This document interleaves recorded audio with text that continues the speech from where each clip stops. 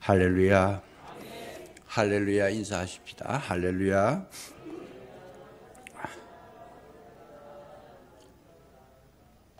이제 자동으로 하시네요. 가정의 달입니다. 특별히 어린이날 지나가고 어버이날이고 어버이주일입니다. 이번 주일이. 그 다음에 서성의 날, 그 다음 우리 공동체 회복. 이렇게 해서 5월은 전체적으로 보면 공동체가 회복되는, 또 가정이 회복되는 그 복된 그런 달로 이제 하나님께서 우리에게 내려주신 은혜를 생각하는 달이다. 이렇게 우리가 마음속에 다짐하면서 가정이 회복되는 복된 은혜가 있으시기를 주의 이름으로 축복합니다. 특별히 어버이 주일인데 이제 우리가 해야 될 것이 뭘까? 우리나라는 어느 정도 경제적으로 조금은 안정이 됐습니다. 아직도 어렵게 사시는 분들이 많이 계시지만은 부모님께 물질적으로 또 도움을 드리고 또 찾아뵙고 또 여러 가지 선물도 드리고 하는 거 참 중요합니다. 귀한 겁니다. 그러나 더 중요한 것은 뭘까? 우리가 생각해야 될 것은 우리는 크리스찬이고 우리 기독교의 어디 본질적인 문제에 접근할 필요가 있습니다. 실질적으로 부모님들이 지금 고통을 당하는 것이 뭘까? 또 어린아이들, 우리 자녀들이 힘들어하는 것이 뭘까? 이런 것들이 굉장히 중요합니다.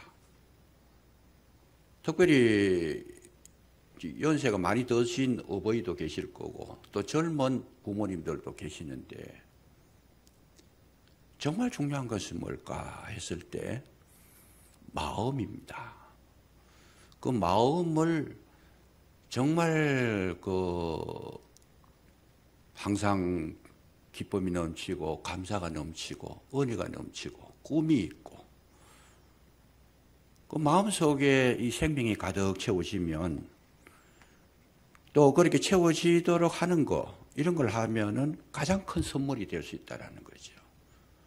부모님에게 선물해 드리는 거, 이건 이례적일 수도 있고 몇 번 일을 잘해 드리는 거, 그것도 도움이 될 수 있지만은 정말 우리가 해야 될 건 뭐냐?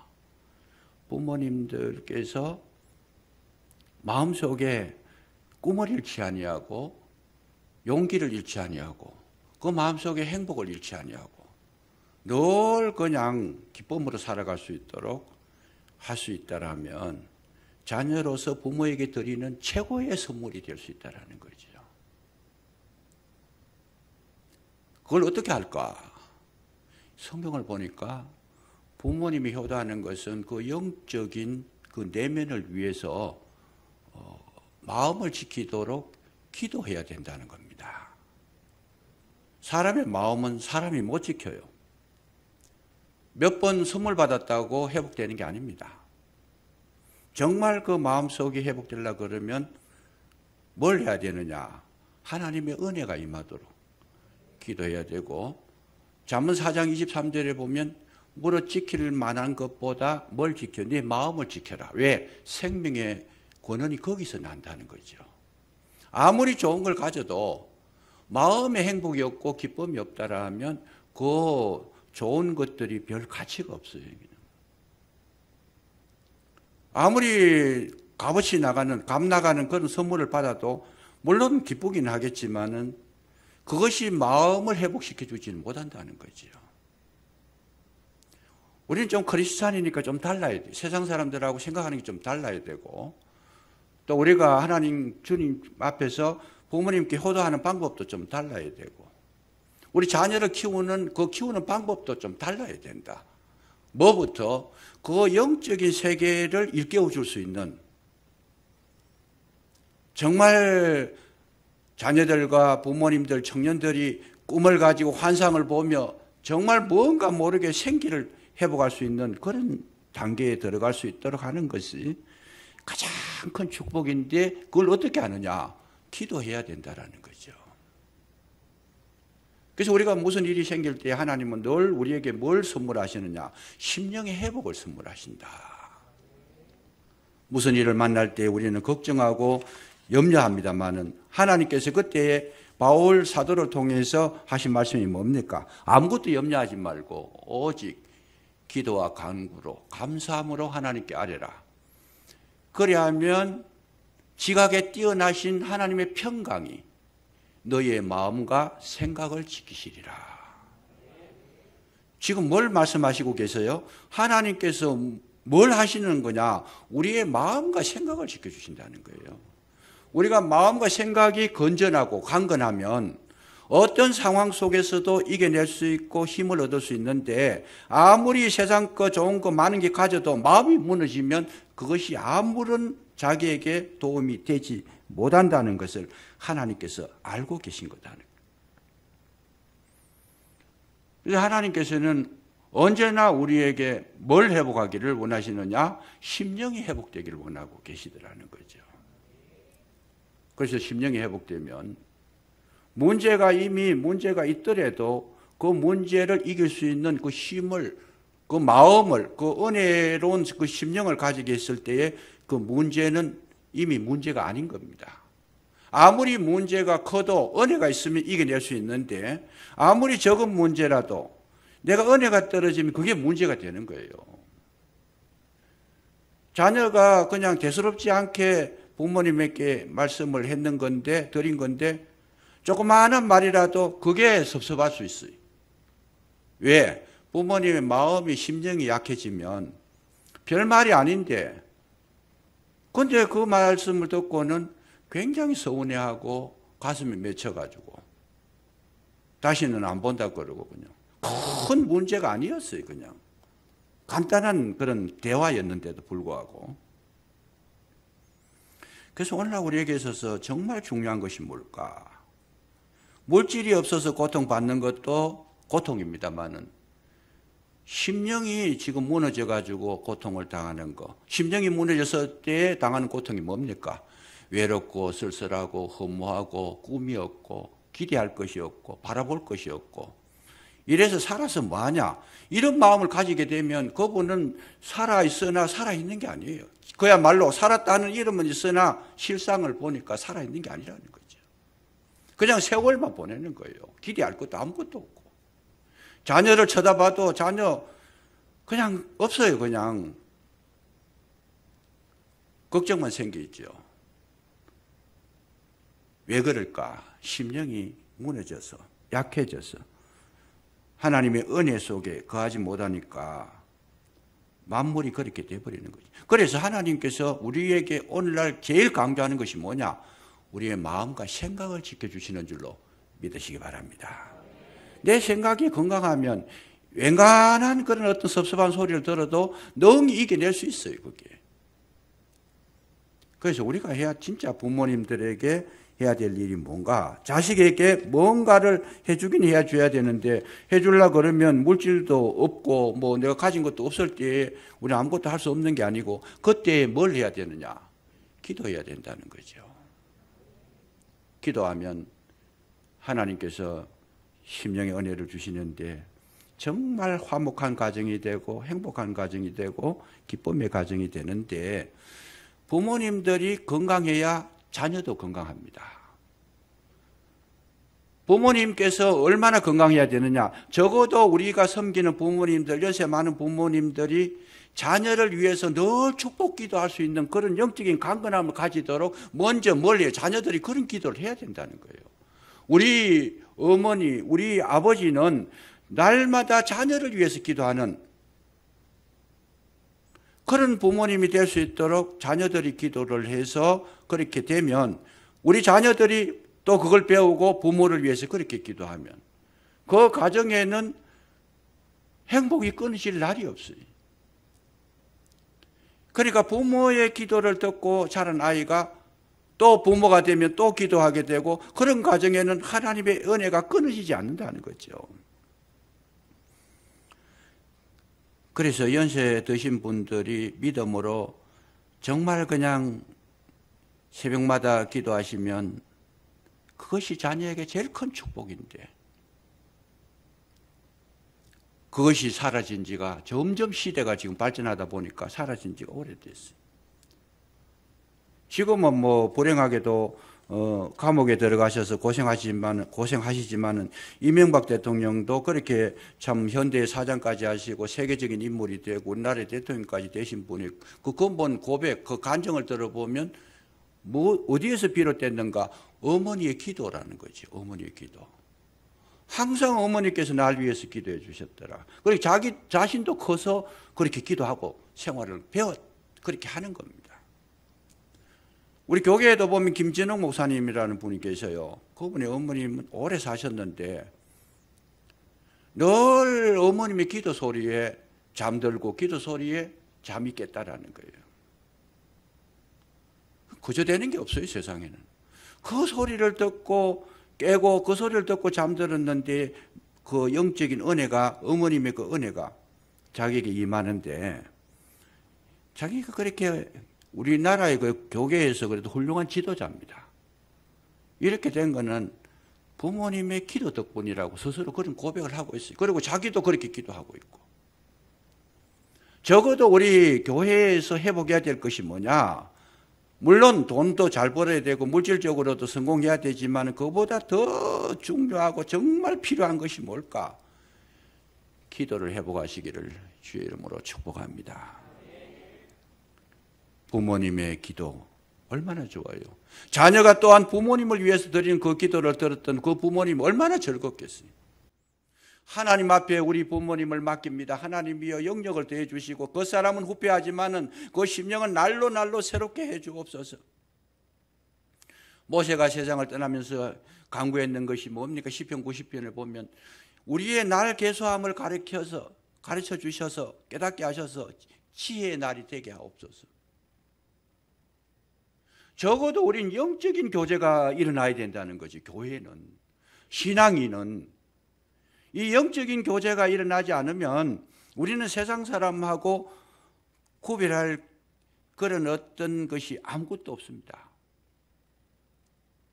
세상적이고 물질적이고 이 땅의 어떤 기준으로 우리가 부모를 대한다고 했을 때에 그럴 때 정말 어떤 면에서는 별반 다를 게 없다. 그건 아니다는 거죠. 우리는 적어도 하나님 앞에 은혜를 구할 수 있는 자격을 얻었기 때문에 이 5월 달에 우리 가정이 회복되기 위해서 1번이 뭐냐? 기도 회복인 줄로 믿으시기 바랍니다. 정말 중요한 겁니다. 그래서 마음이 무너지면 모든 게 무너지는 거예요. 어떤 아가씨가 거식증이 걸렸어요. 거식증이라는 건 뭡니까? 식사를 못하는 거예요. 밥만 먹으면 토하네. 밥만 먹으면 토하고. 그러니까 밥을 아예 안 먹으려고 그래요. 그러니까 몸이 바짝 말라가지고 생명이 지금 위태위태한데도 식사를 못해요, 그냥. 그래서 건강진단을 받아보는데 건강상으로 육체에 문제가 아무것도 없어요. 이상이 있는 것도 없어요. 그런데 밥만 보면 못 먹고 토하는 거예요. 그래서 이제 육체적으로는 문제가 없는 건데 왜 그럴까? 이 사람의 마음속에 자기가 마음과 생각이 무너진 거예요. 어떻게 해요? 내가 밥을 먹고 살이 찌면 다른 사람한테 사랑도 못 받고 인정도 못 받고 내 모습이 흉악하게 되고 나는 많은 사람들에게 지탄을 받게 될 것이다. 마음이 그렇게 돼버리니까. 그러니까 그 밥이 자기 눈에는 원수로 보이는 거예요, 그냥. 그래서 거식증이 걸려가지고 이 이빨도 튼튼하고 내장도 튼튼하고 모든 게 다 그렇게 문제가 없는데도 불구하고 식사를 못 해가지고 결국은 그 삶이 피폐해지는 그런 것을 우리가 볼 수 있는데 의외로 이런 사람이 많다라는 거예요. 의외로. 왜 그러냐? 건강한 정신을 가지면 그럴 필요가 없잖아요. 내가 잘 먹고 건강하고 뭐 좀 살이 찌면 어때요? 그냥 마음이 건강하면. 이 마음이 무너지니까 그렇게 약해지는 거. 부부간에도 마찬가지입니다. 부부간에도 그렇게 잘 행복하게 살다가 어느 날 마음이 무너져 버린. 마음이 무너지면 그냥 사랑이 식어지고 뭔가 열심히 하다가도 내가 이렇게 하면 뭐 하겠냐. 섭섭하고 자식들 봐도 뭐 그냥 마음도 내키지도 않고 부정적인 생각, 헛된 생각. 그러니까 그 가정 자체가 자꾸 부부간의 그 사이가 멀어지는 거예요. 마음의 문제. 그러니까 오늘날 우리가 이 삶 속에서 정말 회복해야 되는 것은 그 심령의 회복하는 분이 누구냐? 주님밖에 없으신 줄로 믿으시기 바랍니다. 사람이 사람을 달래는 거요, 달랠 수 있어요.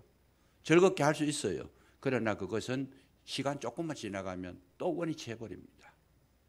그러나 주님께서 은혜를 주시고 주님께서 그 마음속에 생기를 불어넣어 주셔서 하늘 생명을 그 속에 공급해 주시면 언제라도 그는 마음속에 활기찬 생명력을 가지고 살아갈 수 있다는 것. 그래서 우리는 뭐예요? 주님 앞에 하늘 문이 열리도록 노크를 해야 된다. 도와주옵소서. 왜 우연히 내가 허전한 생각이 들까? 그거요, 간단한 이야기가 아닙니다. 그 마음 들면 왜 갑자기 섭섭한 생각이 들까? 그거 들만 온 몸의 힘에 맥이 다 빠져버려요. 일을 못하는 거예요. 그냥 의욕을 가지고 열심을 가지고 꿈을 가지고 해야 된다는 이 재미를 가지고 즐거움을 가지고 일을 해도 막 찬송하며 기쁨으로 하면 굉장히 행복하지요. 그게 감사가 있죠. 그런데 이런 마음이 들면, 허전한 마음이 들면 못하는 거예요. 이거 하면 뭐 하겠냐 그냥. 내가 돈 벌면 뭐 하겠냐. 열심히 일하다가도 그 생각 들면 일을 못하는 거예요. 그냥. 우리가 교회에서 예배 드리는 것도 마찬가지입니다. 예배하는 동안에 성령의 도우심을 받아가지고 정말 인도하심을 받아서 찬송하면 힘이 있고 기도하면 능력이 나타나고 말씀을 들을 때에 그 마음속에 생기가 솟아오르는데 이런 은혜가, 심령적인 은혜가 임하지 않으면 예배 드리면 뭐 하겠냐 그냥. 기도하면 딴 거 신비한 거 있냐 그냥. 마음이 무너져 버리면 예배도 안 되고 찬송도 안 되고 기도도 안 되는 거예요. 그냥 남 부르면 따라 부르는 거고 예배 드리기 전이나 후에나 동일한 거죠. 여전히 자기는 자기 힘으로. 왜? 심령의 하나님의 거룩한 성령의 능력을 경험하지 못하니까 변화가 일어날 수가 없는 것이다. 그래서 오늘 우리는 이 문제를 심각하게 생각해 볼 필요가 있습니다. 가정의 달에는 부모님만 회복해도 안 되고 자녀만 회복해도 안 됩니다. 가정 전체가 회복을 해야 됩니다. 가정 전체가 건강해야 그 가정이 행복한 가정이 될 수 있다는 것을 명심해 두실 필요가 있어요. 발가락이 아프면 온몸이 아프지 않겠습니까? 손가락에 정말 그냥 상처가 나가지고 피를 흘리면 손가락만 아프면 괜찮아요. 손가락만 아픈 게 아니에요. 온 몸이 다 아픈 거예요. 그냥. 전체가 건강하기 위해서는 뭘 해야 되느냐? 은혜가 임해야 될 줄로 믿습니다. 그 은혜는 어디서 오느냐? 하나님으로부터 오는 거다. 뭘로 오게 하느냐? 기도로 오게 하시는 거다.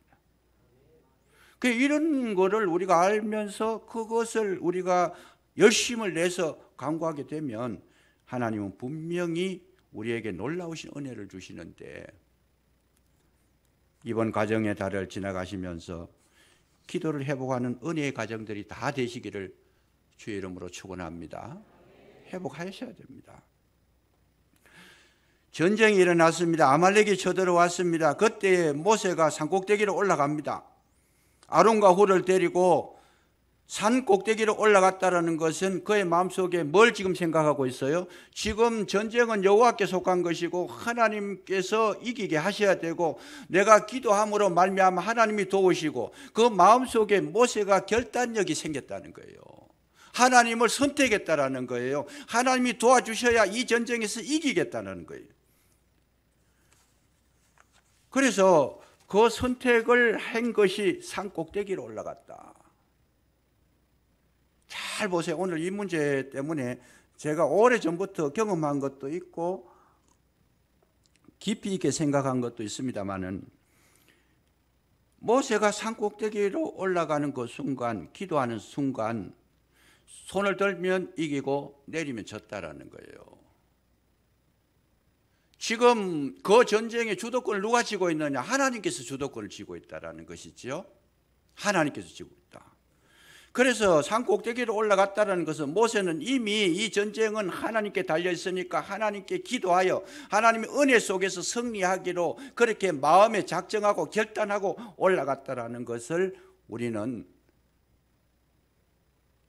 깊이 있게 받아들일 필요가 있습니다.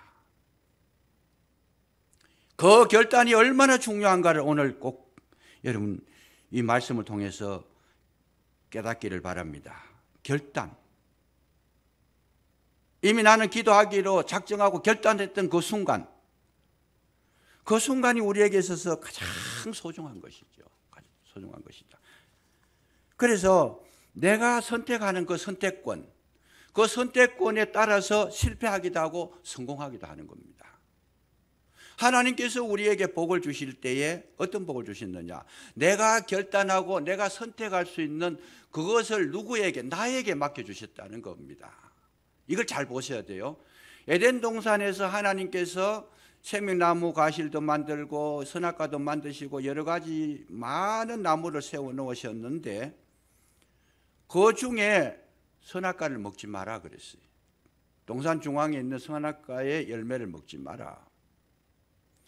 그런데 하와가 이 마귀의 말을 듣고 유혹을 받아가지고 선악과를 먹었습니다. 실패했습니다. 이 문제가 간단한 문제가 아닌데 잘 보세요. 하나님께서 그 선악을 알게 하는 나무, 그 나무가 얼마나 위험합니까? 그거 먹으면 안 되는 거잖아요. 그건 금지 과일이잖아요. 금지된 과일.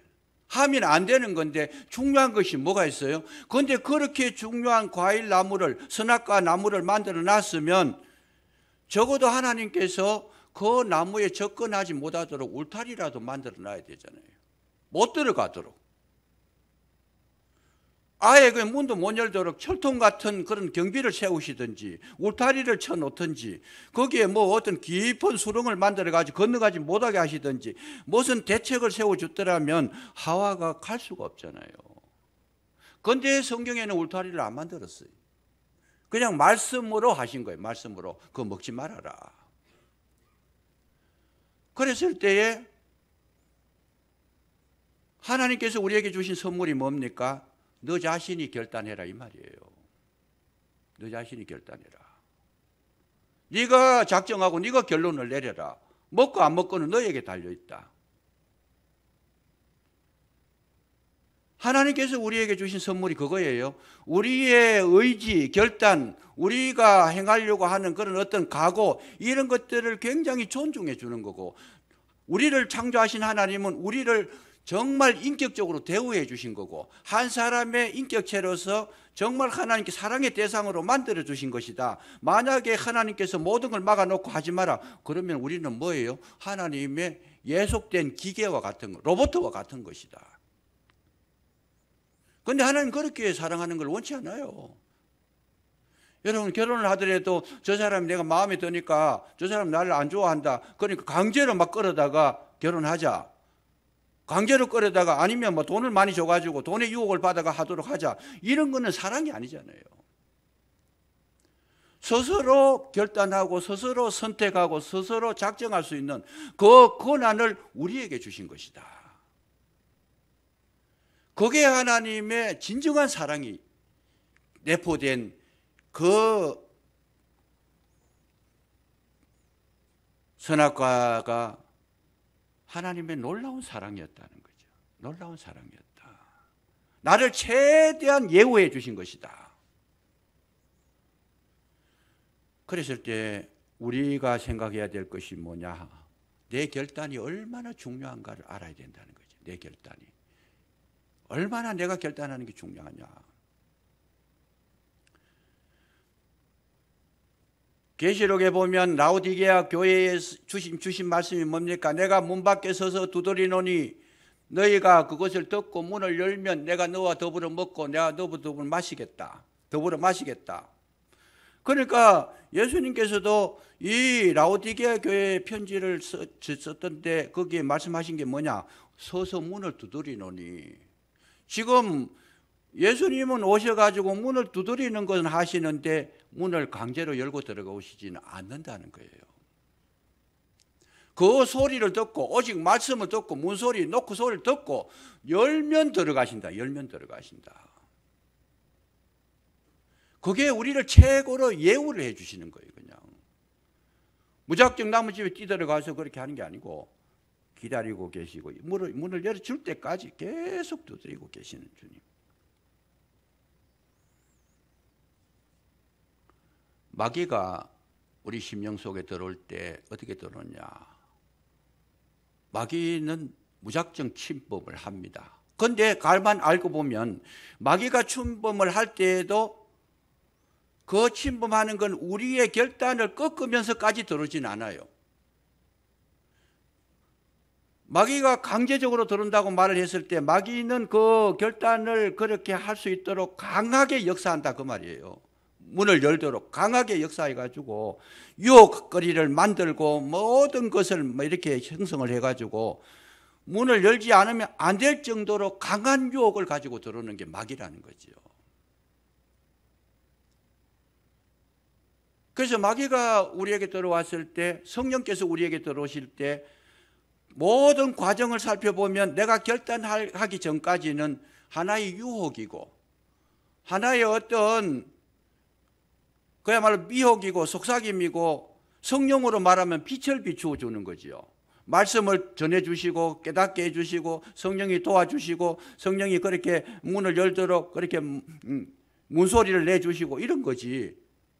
강제로 들어오지는 않아요. 그만큼 우리에게 있어서 이 결단은 그렇게 소중한 것이다. 그래서 정말 중요한 것은 뭐냐? 내가 결단을 해서 문을 여는 그 순간 성령께 문을 열면 성령이 충만함이 오시고 마귀에게 문을 열어주면 마귀가 충만하게 되는 거다는 거죠. 그 전까지는 마귀가 아무리 유혹을 해도 내가 거기에 휘둘리지는 않습니다.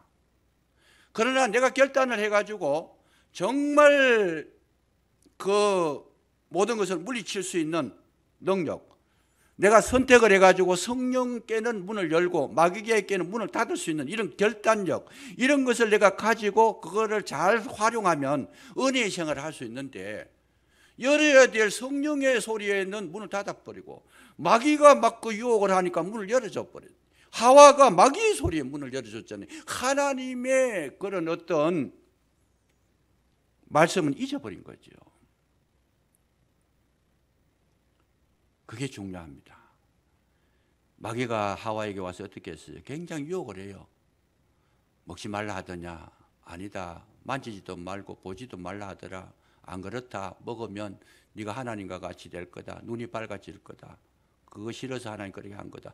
굉장히 달콤한 말로 유혹을 하는 거죠.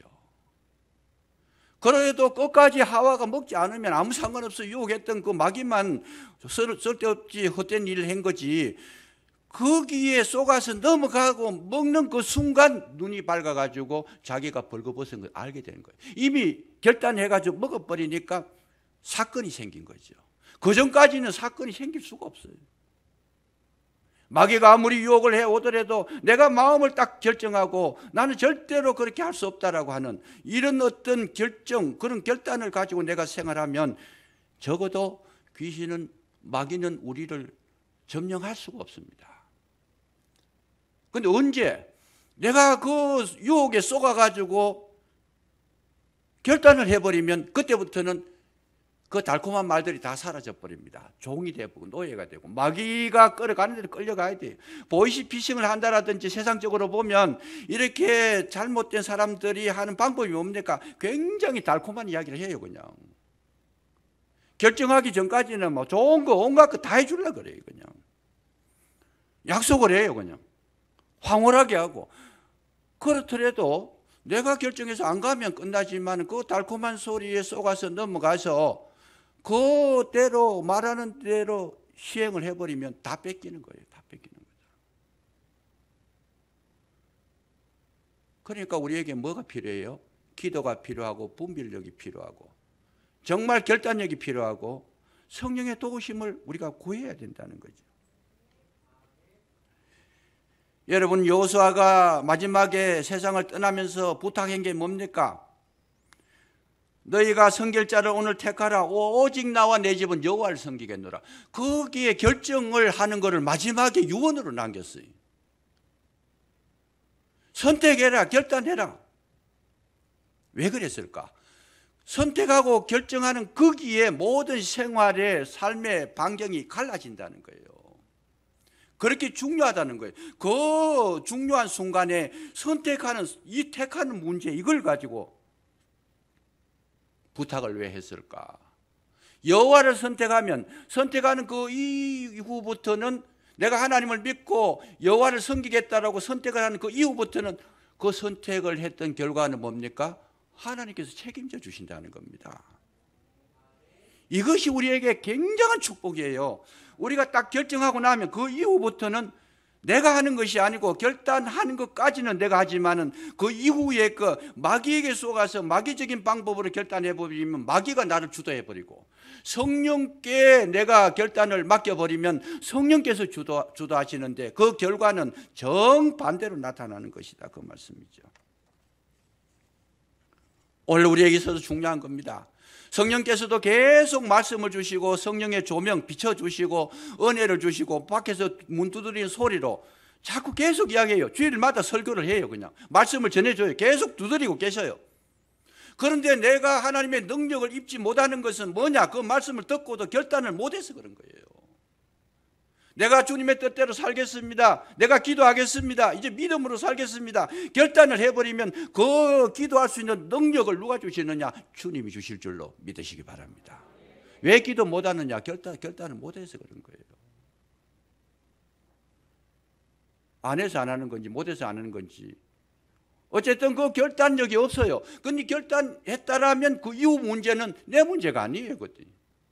하나님께서 여호수아에게 왜 이렇게 정말 이 선택에 대해서 이렇게 강조를 했었느냐? 그 이후의 삶은 하나님께서 책임져 주시겠다고 하는 보장이 있기 때문에 그렇게 강하게 이야기하신 것이다, 그 말씀이에요.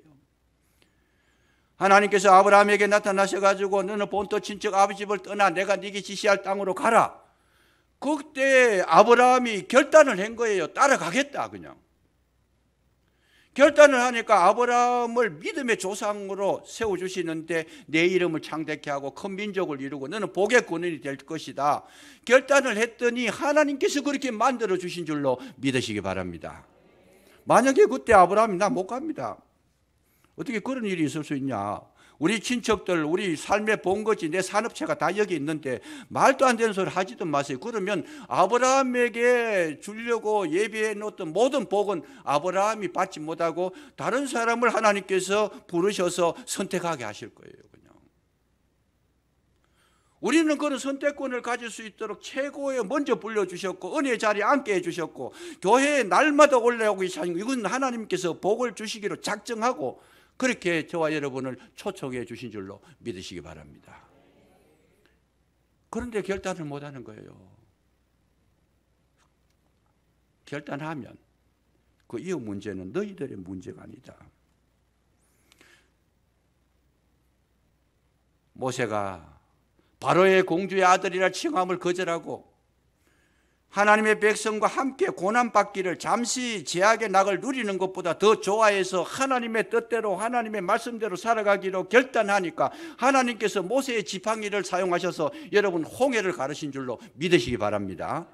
홍해가 모세 때문에 그런 것이 아니고 하나님 앞에 결단해서 모든 걸 거절하고 하나님 뜻대로 살기로 작정해버리니까 하나님께서 책임져 주시고 그 모세를 사용하신 것이다. 오늘 이 문제를 생각하면서 저는 설교 준비를 하면서 가슴이 벅차 오르는 거예요. 이 진리, 이 영적인 비밀이에요. 저한테도 마귀가 찾아와가지고 계속 유혹을 해요. 너 이거 결단해라. 이렇게 작정해라. 그때마다 영적인 싸움을 하는 거예요. 난 그 결단은 그렇게 못하겠다. 마귀는 이거 하면 너에게 좋은 거 주겠다. 계속 도전하는 거예요. 그냥. 그거 버티는 게 영적인 싸움이었어요. 내가 손해봐도 그건 안 하겠다. 그냥. 해라, 그냥. 근데 말로라도 마음으로라도 내가 허락을 해버렸으면 마귀의 수종이 드는 자가 될 수밖에 없는 거죠. 한 번 이야기하고 끝난 게 아니에요. 또 찾아와서 이야기하고 또 찾아와서 이야기하고 계속 그냥 유혹을 하는 거예요. 그냥 내가 의식을 가지고 그 비법을 알기 때문에 막을 수 있었던 거죠. 그걸 몰랐더라면 수없이 무너졌어요. 그 찾아와서 그 얘기 할 때마다 내가 거절해버리는 거 아니다. 그건.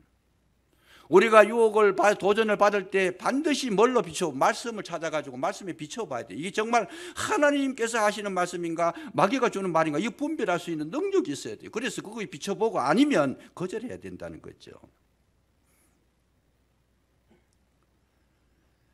주님께서 베드로에게 뭐라고 하십니까? 깊은 곳에 가서 그물을 내려라. 베드로가 뭐라고 대답해요? 내가 지금까지 고기를 잡은 한 마리도 못 잡았습니다. 그런데 내가 말씀을 의지하여 그물을 내리리이다. 결단을 해버린 거예요. 결단을 했는데, 근데 그 결단하기 전까지 예수님께서 베드로에게 베푸신 은혜가 뭡니까? 계속 베드로가 예수님이 타고 계시면서 설교를 하시는데 뱃머리를 붙들고 있었던 거예요. 그건 적은 배니까 흔들리고 쓸려가고 하니까. 그러면서 바로 자기가 배를 붙들고 있는데 거기에 서서 예수님이 말씀을 하시니까 제일 먼저 은혜 받은 사람이 누구냐? 베드로가 은혜를 받은 거예요. 잘 보셔야 돼요. 그 말씀을 주시는 것은 뭐냐? 결국 주님이 두드리고 있다는 거예요. 계속 베드로 너에게 은혜를 주겠다. 너를 사용하겠다. 너에게 큰 복을 주겠다. 지금 말씀으로 생명이 뭔지를 가르쳐 주시고 모든 것을 지금 말씀으로 그냥 이해를 시킨 거죠.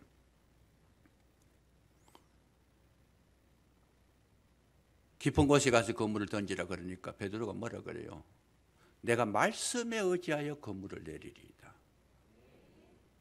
밤새도록 잡아서도 고기 한 마리도 못 잡았던 그 자리, 그 장소에 그물에 고기가 얼마나 잡혔는지 찢어질 것 같아. 자기 혼자 배로 감당을 못해. 동무들을 불러가지고 우리 같이 걷어 올리자.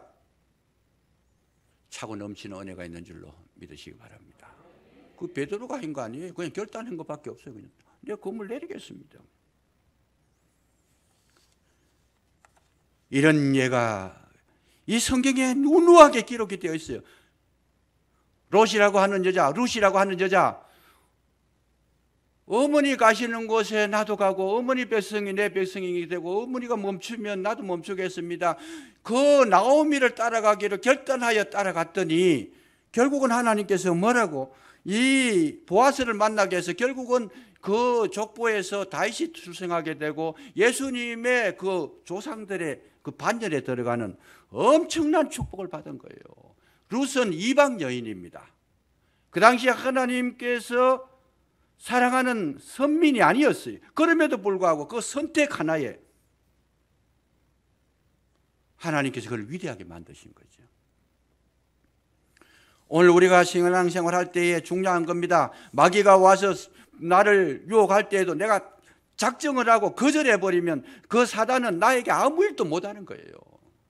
그런데 그 말을 듣고 그 말에 따라서 결단을 하고 따라가 버리면 완전히 마귀의 종이 되어버리는 거죠.